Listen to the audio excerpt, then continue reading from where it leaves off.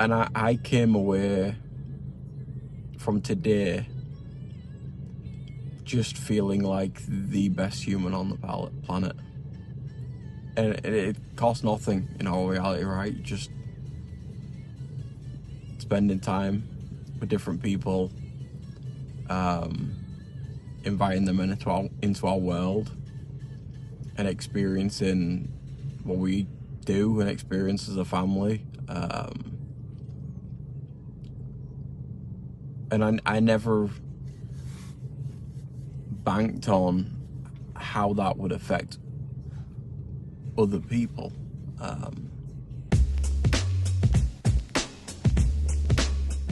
Welcome to the EQ Gangster podcast, where you will learn practical tools to grow your mental and emotional health and intelligence to be the best version of yourself, both at work and at home. It is real, raw, and transformational. The journey of emotional growth isn't easy, but it's worth it. I believe in you.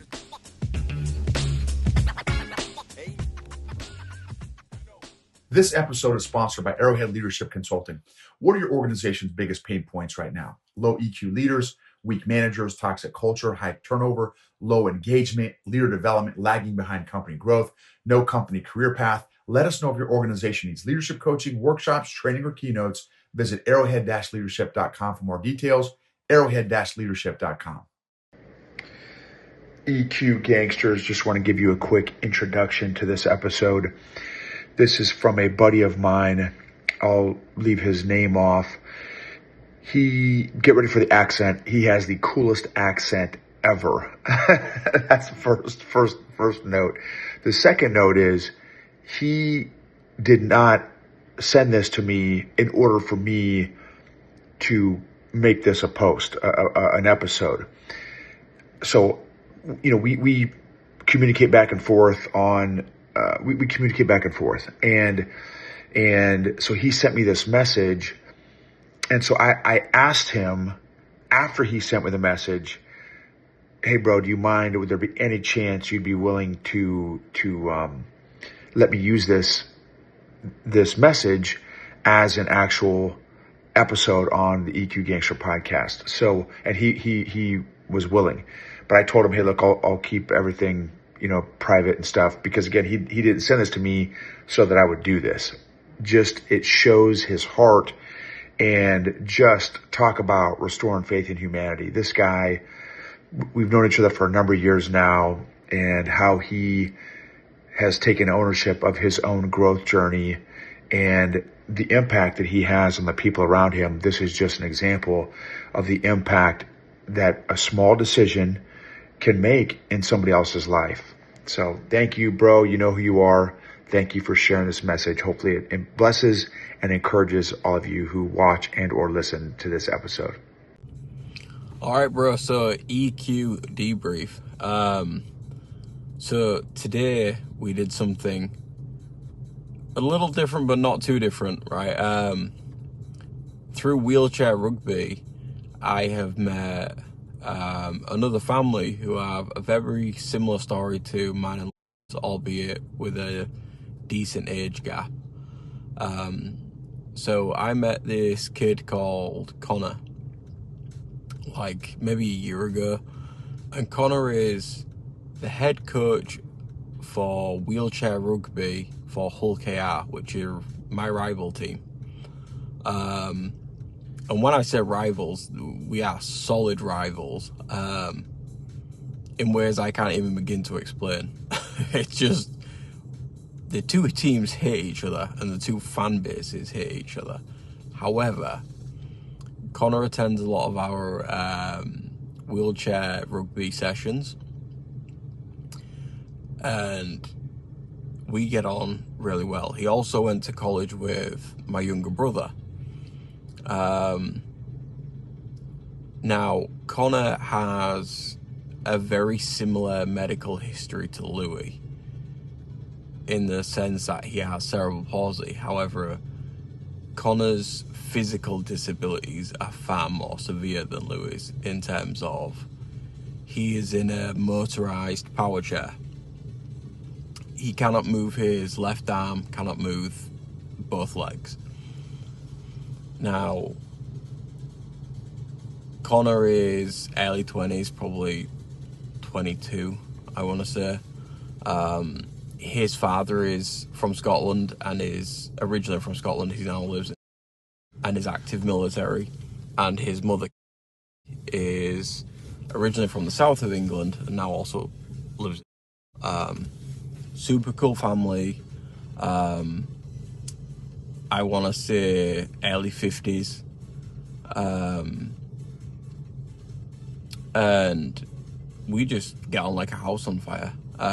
Great people, great family. Connor's amazing. And I had spoke to Connor a few weeks ago at a game and said, why don't you come out with me sometime? And he was like really excited by the prospect and was like, would that be okay? And I'm like, yeah, of course. And I'm like, I know you don't support my team, but before I go on vacation, there's a couple of cool games coming up. Why don't you, come along? And he was like, sure, okay. So I went ahead and paid for his ticket and sent him a message a few weeks ago and was like, hey, there is a game the day before I leave Hull to go on vacation. Do you want to come along to the game? It's supposed to be a really good atmosphere that day. It's a crucial game for us in terms of our season. There's going to be, 15,000 plus people in the stadium. It's just going to be great. So he was like, I'll ask my mum. But if she's on board, like, that'd be really cool. So I spoke to his mum and she was like, do you really not mind? And I'm like, no, of course not. Like, I wouldn't offer if I minded, right? So paid for his ticket, bought it. They were out of town watching their team play rugby in the Super League last night. So they've been out all yesterday daytime, all last night, just got back into Hull this afternoon. And I said, listen, could you drop Connor off like 4 p.m. In this parking lot, parked next to my car, blah, blah, blah. And so that happened, and, she said multiple times, like, are you sure this is okay? Like, what do you want us to do? Do you want us to wait around for like 3 hours? And I'm like, no, like, this is free time for you guys. Go be husband and wife, go do whatever you want. He's gonna be fine with me. And she was like, it was so funny. She was like, do I owe anything for the tickets? And I'm like, no. Again, humanity 101, right? Don't give to receive. Like, if I say I got it, don't worry about it.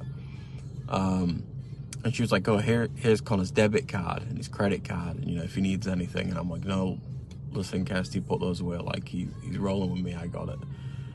She's like, no, he's got to pay his way. And I'm like, listen, unless this kid's gonna drink 10 pints of beer in the first 30 minutes, like, it's cool, seriously. So long story short, Kirsty and her husband Gary go off, do their thing. Connor's rolling with me, Albie and Louie. We go to the game, we're having friendly banter about different teams and stuff, because his team are red and white, ours are black and white. And I'm like, we're going to go by the fan store, I'm going to put like Hull FC shirts on your wheelchair, we're going to get like the mascots to get a photo with you. And I had planned to go through like the players lounge and everything, have all of our faces painted, like team colours and everything, and just really go the full 9 yards with this thing. So we went through the turnstiles. I'd planned to go through like the disability access so he didn't have to worry about anything. The atmosphere was just electric. The most impressive rugby league game I have seen in a long time. It was brutal. The players were covered in blood. It's a real hard fought game until the end, and we ended up winning the game. But we had such a blast. Like, my kids are having the time of their life cheering. Albie's on at half-time playing. Within 10 minutes, Connor's singing his heart out for a team he doesn't support.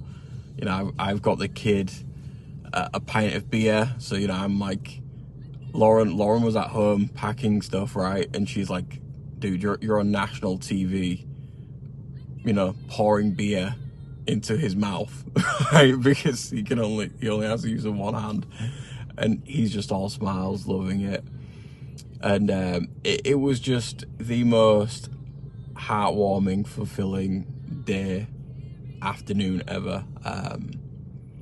And at the end of it, everyone's just on such a high, and everyone had such a great time. We rolled back out into the car park, literally, and his mum and dad are waiting there. All smiles, you know, that they'd gone on a date, right? That they'd chosen to walk a couple of clicks, go to a restaurant, spend some alone time together, which it seems like they haven't done that in forever. Certainly not by themselves, right? So they looked really cool and they were really happy. And it was only afterwards that I learned that Connor, being a young 20-something-year-old man with these disabilities, today was the first time anybody had invited him out solo ever. And that really got to me, because, you know, it got me thinking about what I had done, achieved, mistakes made, good things I'd done. By that point in my early 20s, the life experience I had, the social experience I had, to have a young man to have, you know, never left the house without, you know, his mum or dad, it really got to me. And they were so thankful, because they were like, you know, you just gave us like a 4-hour break to go be us. And, you know, I don't know, man. Like, eye sweats, right? Anyhow, it was great. We spent like 20 minutes talking in the car park, right, or the car lot afterwards. And I came away from today just feeling like the best human on the planet. And it costs nothing in all reality, right? Just spending time with different people, inviting them into our world, and experiencing what we do and experience as a family. And I never banked on how that would affect other people. So it's given me this crazy high. And then, you know, I got home and I had text from Connor saying like, thank you so much for today. I had the time of my life. And my mum and dad are so thankful and so appreciative for you taking me out today. And I thought, you know, if this is the way you should start a vacation, like, I'm just made up.